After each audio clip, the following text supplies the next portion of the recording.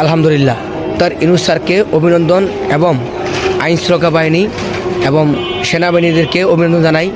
এইবার আমাদেরকে সুষ্ঠু সুন্দরভাবে একটি ভোট করার জন্য এবং আমরা সবাই বাংলাদেশের জনগণ নিজের দায়িত্ব নিয়ে সিরিয়াল ধরে ভোট কেন্দ্রে যেয়ে সুন্দরভাবে ভোট দেওয়ার জন্য এবং শান্তিভাবে সুষ্ঠুভাবে একটি নির্বাচন করার জন্য ডক্টর ইউনূস স্যারকে এবং সেনাবাহিনী প্রধানকে আমরা অভিনন্দন জানাই।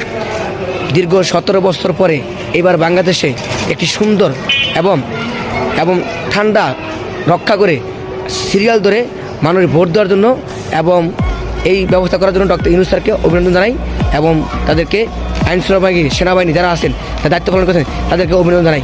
এবার অনেক সুন্দর একটি ভোট গ্রহণ করেছে, ধন্যবাদ।